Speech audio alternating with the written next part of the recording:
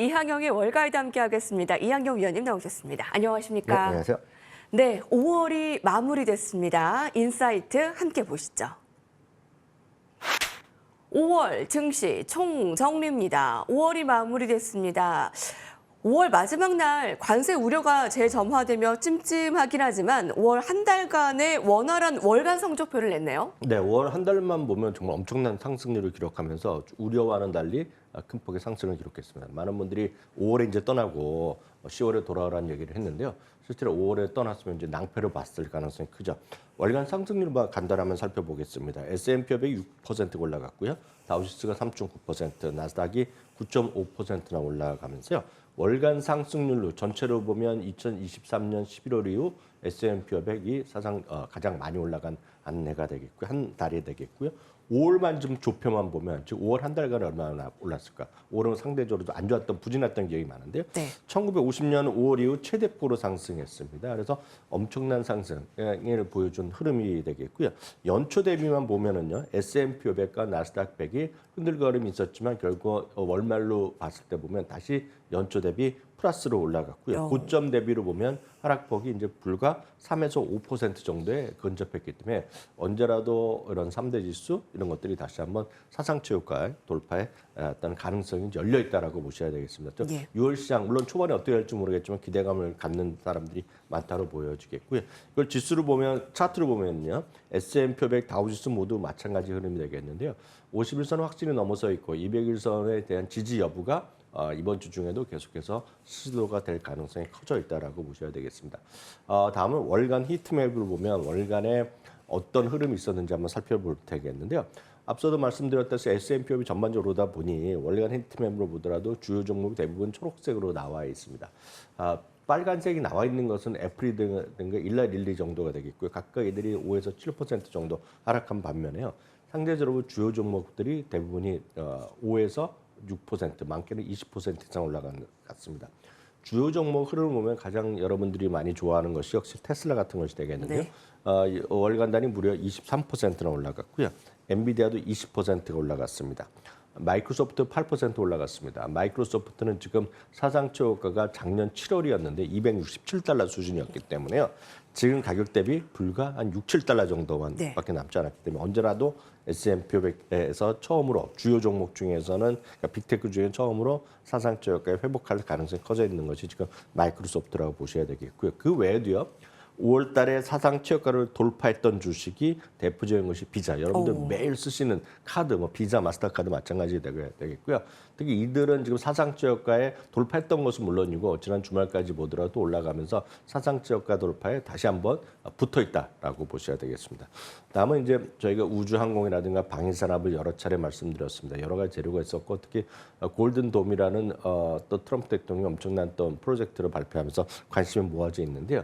그래서 GE 에어로스페이스를 비롯한 상당수의 소위 우주항공 방위산업 주식들이 사상 최고가를 기록했던 흐름이 있었고요.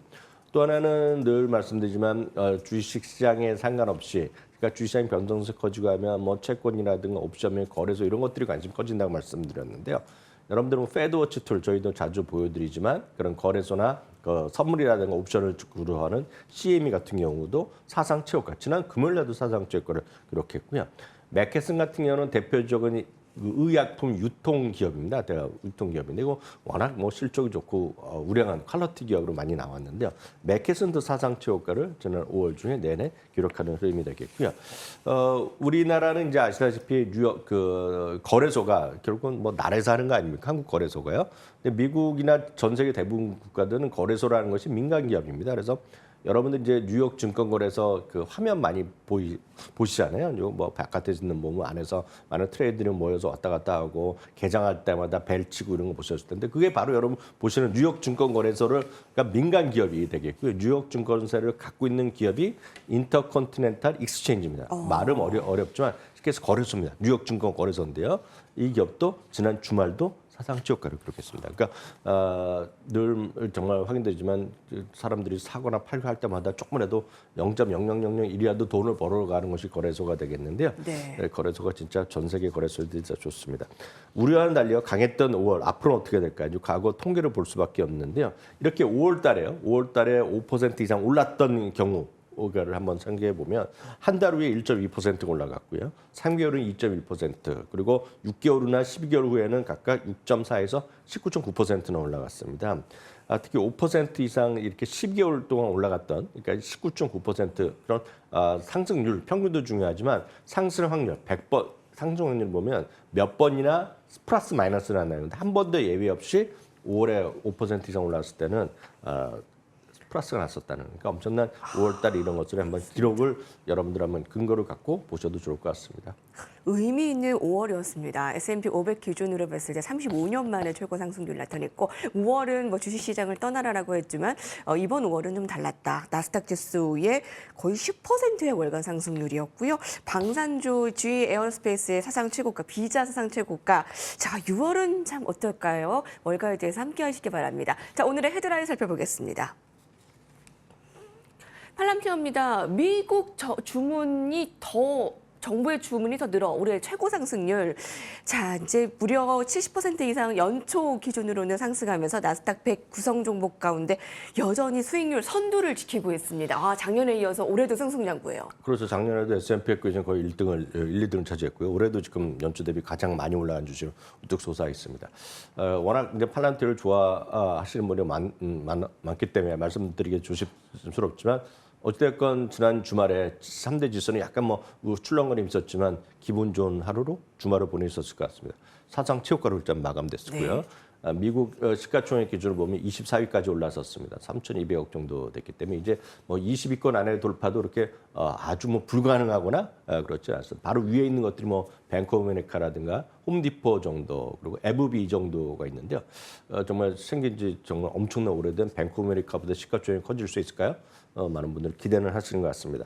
하도 이렇게 관심이 넣어보니까 뉴욕타임즈에서 아주 특집 기사를 실어놨습니다. 그래서 오늘 그 얘기를 중심적으로 좀 말씀드리겠는데요. 네. 한마디로 팔란티어가 주가가 이제 급등하고 있는 것은 미국의 트럼프 행정부의 관심이 늘어나면서 소위 이제 전산을 하고 AI 투자하고 이런 것들에 대한 것과 맞물려 있다라고 보셔야 되겠고요.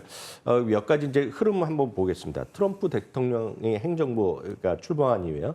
최소 1억 4,300달러 규모의 연방정부 지출이 이제 계약이 있어가 되겠고요. 특히 최근 국방부와도 새로운 계약을 더 추진하고 있고요. 국방부뿐만 아닙니다. 국토안보부라든가 국방안보부에서 사회보장부, 국세청 등과도 지금 일을 하고 있다는 얘기가 되겠고요. 또 그 이민 세관 관련 단속국, 뭐 말도 좀 어려운데요. 여튼 3천만 달러 규모의 이민자 실시간 추적 플랫폼도 계약 구축하는 것을 계약했다고 하고 있습니다. 그러다 보니 이런 배경은 보면 트럼프 대통령이 집권 이후에 모든 연방 정부의 데이터를 서로 교환하면서 서로 이제 집대성하라는 얘기를 했는데 그것 좀 맞물려 있다는 얘기 되겠고요.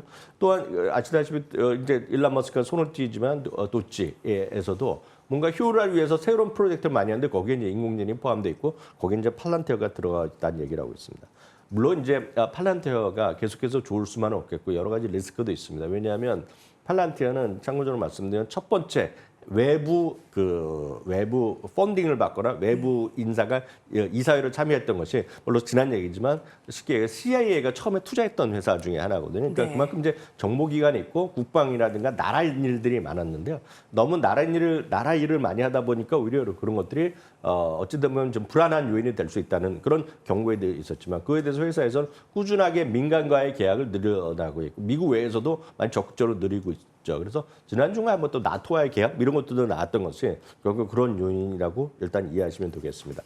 어찌됐건 이렇게 좋은 재료가 있고 많이 성장하는 건 사실이지만 늘 여러분들이 이 주식을 한 주라도 갖고 한 주라도 투자하기 위해서는 스타디가 충분히 필요한 이유인데 왜냐하면 주가가 출렁거릴 때마다 이번에도 2월부터 주가 출렁거릴 때 이게 정확하게 45%가 떨어졌었거든요. 예. 그때 되면 다들 뭐 서로 이제 여러분들이 투자하신 분이 속상하고 왜 이렇게 샀는지 뭐 억울하고 이런 게 있었을 텐데요.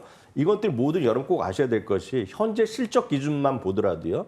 PR이 지금 이게 지금 200배를 훨씬 넘어갔고 500배가 넘습니다. 기존의 12개월의 실적 기준을 보면 향후 12개월만 보더라도 170배 정도 나오는. 그러니까 향후 이익만 보더라도 향후 이익 앞으로의 12개월 동안 이익을 170년을 모아야지 이 주가가 나오거든요. 그러니까 엄청난 주가가 되겠고 비싸다는 얘기죠. 네네. 매출 대비 들어도 90배, 100배가 되기 때문에 매출을 100배 주는 엄청난 기업이거든요. 그러니까 이것이 이런 것들은 멀티플이 높다는 것은 변동성이 크다는 것은 충분히 유의하시고 대응하시길 바랍니다. 이 어떤 갖고 계신 분 축하드립니다.